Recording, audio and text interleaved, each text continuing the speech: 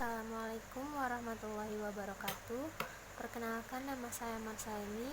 Saya dari Fakultas Ekonomi, Prodi Akuntansi, kelas non-reguler 2B, Universitas Muhammadiyah Cirebon. Saya membuat video ini untuk memenuhi tugas dari Bapak Dadang Priyono selaku dosen pengampu mata kuliah Kewirausahaan Islami. Di sini saya akan membuat video dari resume jurnal yang sudah dibuat, yaitu tentang konsep pembiayaan dalam perbankan syariah yang dibuat oleh Rahmat Ilyas. Yang pertama yaitu pengertian pembiayaan. Pembiayaan atau financing adalah pendanaan yang diberikan oleh suatu pihak kepada pihak lain untuk investasi yang sudah direncanakan, baik dilakukan sendiri ataupun oleh lembaga.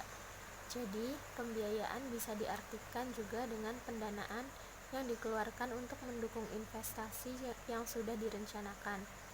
Setiap lembaga keuangan syariah mempunyai falsafah mencari keridhaan Allah Subhanahu wa Ta'ala agar memperoleh kebaikan di dunia maupun di akhirat. Ada dua aspek dalam pembiayaan bank syariah, yaitu yang pertama aspek syar'i, tetap memperhatikan pedoman Islam, dan yang kedua aspek ekonomi, mencari perolehan keuntungan. Dalam Undang-Undang Nomor 10 Tahun 1998 disebutkan bahwa pembiayaan berdasarkan prinsip syariah adalah penyediaan uang atau tagihan yang dipersamakan dengan itu berdasarkan persetujuan atau kesepakatan antara bank dengan pihak lain yang mewajibkan pihak yang dibiayai untuk mengembalikan uang atau tagihan tersebut setelah jangka waktu tertentu dengan imbalan atau bagi hasil. Kemudian yang kedua ada falsafah pembiayaan. Falsafah yang harus ditetapkan oleh bank syariah dalam menjalankan operasionalnya yang pertama yaitu menghindari riba dengan cara menghindari sistem yang menetapkan pembayaran di muka. Yang kedua, menggunakan sistem persentase untuk pembiayaan biaya. Kemudian, menghindari sistem perdagangan atau penyewaan barang ribawi. Dan terakhir, menghindari penggunaan sistem utang secara sukarela. Lalu yang kedua, menerapkan sistem bagi hasil. Kemudian setelah itu ada prinsip-prinsip pembiayaan. Yang pertama yaitu prinsip bagi hasil. Prinsip ini terdapat dalam produk mudharabah, yaitu kerjasama antara dua pihak, di mana pihak pertama menyediakan 100% modal dan pihak kedua menjadi pengelola. Lalu musyarakah, yaitu kerjasama antara dua pihak atau lebih untuk usaha di mana masing-masing memberikan kontribusi dana dan keuntungan serta resiko ditanggung bersama. Lalu muzaraah, yaitu kerjasama pertanian antara pemilik lahan dengan penggarap dengan sistem bagi hasil. Lalu yang kedua ada prinsip jual beli. Prinsip ini terdapat dalam produk yang pertama bai al-murabaah. Murabaah yaitu akad jual beli barang tertentu. Kemudian bai al-muqayyadah yaitu jual beli di mana terjadi pertukaran barang dengan barang atau barter. Lalu ada bai as-salam, yaitu membayar uang terlebih dahulu sedangkan barang diserahkan kemudian.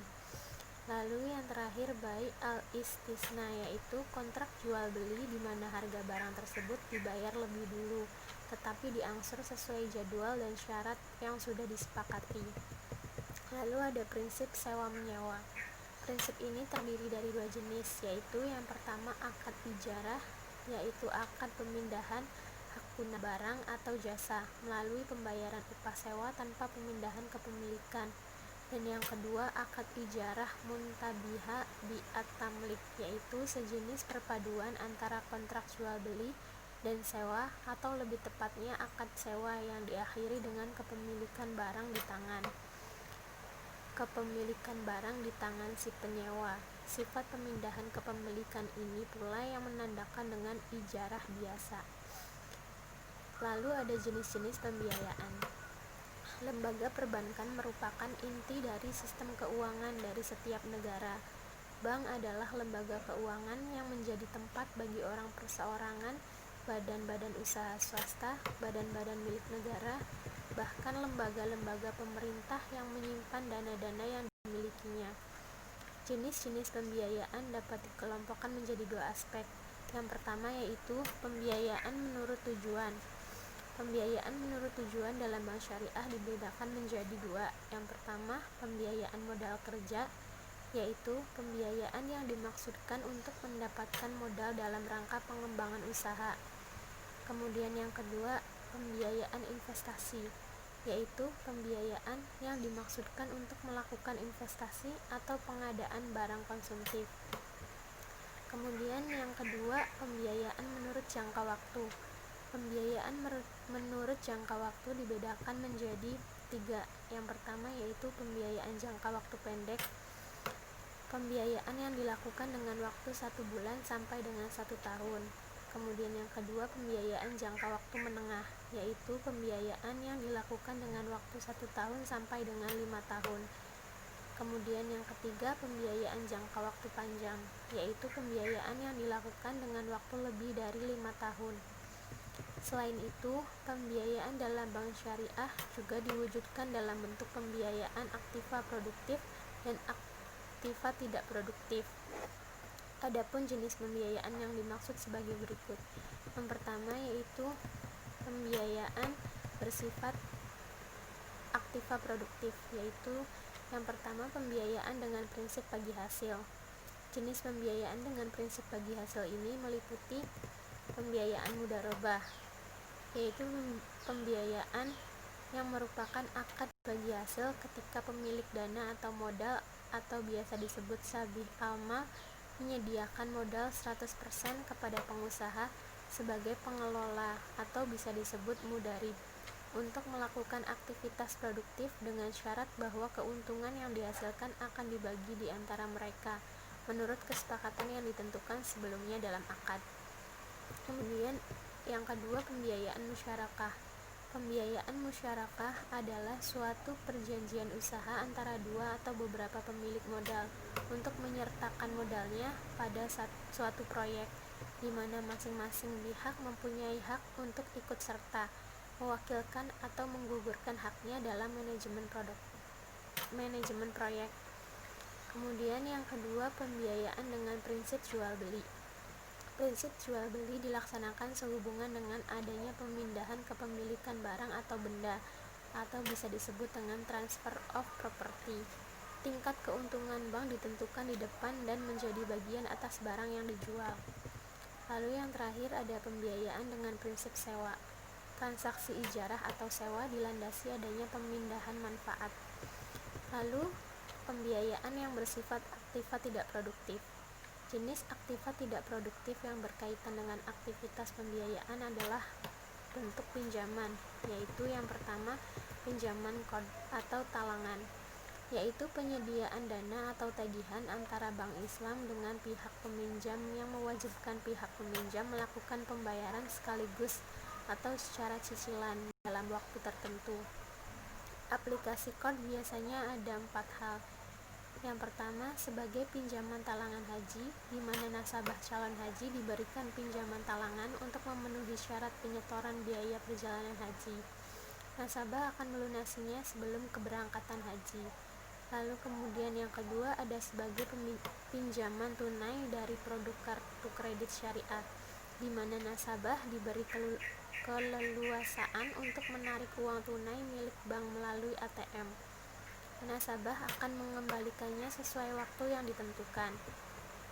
Kemudian yang ketiga sebagai pinjaman kepada pengusaha kecil, di mana menurut perhitungan bank akan memberatkan pengusaha bila diberikan pembiayaan dengan skema jual beli atau bagi hasil.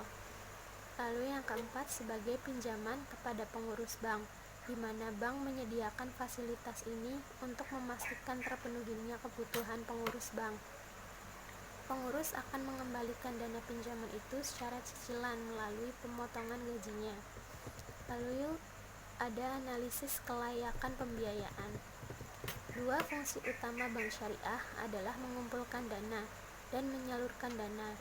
Penyaluran dana yang dilakukan bank syariah adalah pemberian pembiayaan kepada debitur yang membutuhkan, baik untuk modal usaha maupun untuk konsumsi.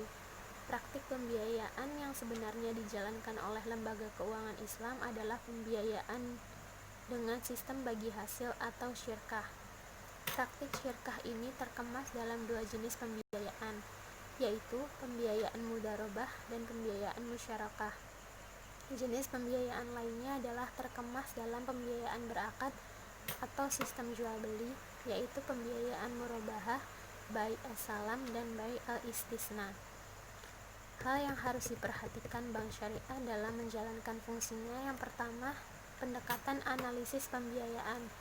Ada beberapa pendekatan analisis pembiayaan yang dapat diterapkan oleh para pengelola bank syariah dalam kaitannya dengan pembiayaan yang akan dilakukan. Yang pertama yaitu pendekatan jaminan. Artinya, bank dalam memberikan pembiayaan selalu memperhatikan kuantitas dan kualitas yang dimiliki oleh peminjam. Kemudian pendekatan karakter. Artinya, bank mencermati secara sungguh-sungguh terkait dengan karakter nasabah. Kemudian pendekatan kemampuan pelunasan. Artinya, bank menganalisis kemampuan nasabah untuk melunasi jumlah pembiayaan yang telah diambil. Kemudian pendekatan dengan studi kelayakan. Artinya, bank memperhatikan kelayakan usaha yang dijalankan oleh nasabah peminjam. Lalu yang terakhir, pendekatan fungsi-fungsi bank. Artinya, bank memperhatikan fungsinya sebagai lembaga intermediari keuangan, yaitu mengatur mekanisme dana yang dikumpulkan dengan dana yang disalurkan. Lalu ada penerapan prinsip analisis pembiayaan. Prinsip analisis pembiayaan didasarkan pada rumus 5C. Yang pertama, karakter, yaitu sifat atau karakter nasabah pengambil pinjaman. Yang kedua, capacity, yaitu kemampuan nasabah untuk menjalankan usaha dan mengembalikan pinjaman yang diambil. Yang ketiga, kapital, yaitu besarnya modal yang diperlukan peminjam. Yang keempat, kolateral, yaitu jaminan yang telah dimiliki yang diberikan peminjam kepada bank. Lalu yang kelima, condition, yaitu keadaan usaha atau nasabah prospek atau tidak. Prinsip 5C tersebut terkadang ditambah dengan 1C, yaitu constraint, artinya hambatan-hambatan yang mungkin mengganggu proses usaha. Lalu ada penerapan prosedur analisis pembiayaan. Aspek-aspek penting dalam analisis pembiayaan yang perlu dipahami oleh pengelola bank syariah. Yang pertama yaitu berkas dan pencatatan. Yang kedua, data pokok dan analisis pendahuluan. Yang ketiga, penelitian data. Yang keempat, penelitian atas realisasi usaha. Yang kelima, penelitian atas rencana usaha. Yang keenam, penelitian dan penilaian barang jaminan. Yang ketujuh, laporan keuangan dan penelitiannya. Lalu penentuan kebijakan pembiayaan bank syariah terdiri yang pertama, kebijakan umum pembiayaan bank syariah. Untuk pemilihan atau penentuan sektor-sektor ditetapkan secara bersama oleh Dewan Komisaris, Direksi, serta Dewan Pengawas Syariah mengenai jenis besarannya atau nilai rupiahnya, sehingga atas pilihan-pilihan yang akan ditentukan diharapkan dapat memenuhi aspek syar'i di samping aspek ekonomisnya. Lalu yang kedua, pengambil keputusan pembiayaan. Dalam realisasi suatu pembiayaan secara inheren terhadap risiko yang melekat, yakni pembiayaan bermasalah sehingga kondisi terpuruknya menjadi macat. Lalu ada pengawasan dan penanganan pembiayaan bermasalah. Secara umum, pembiayaan bermasalah disebabkan oleh faktor-faktor intern dan faktor-faktor ekstern. Faktor intern adalah faktor yang ada di dalam perusahaan, dan faktor utamanya adalah faktor manajerial. Timbulnya kesulitan-kesulitan keuangan perusahaan yang disebabkan oleh faktor manajerial dapat dilihat dari beberapa hal, seperti kelemahan dalam kebijakan dalam pembelian dan penjualan, lemahnya pengawasan biaya dan pengeluaran, kebijakan piutang yang kurang tepat, penempatan yang berlebih pada aktiva tetap, dan permodalan yang tidak cukup.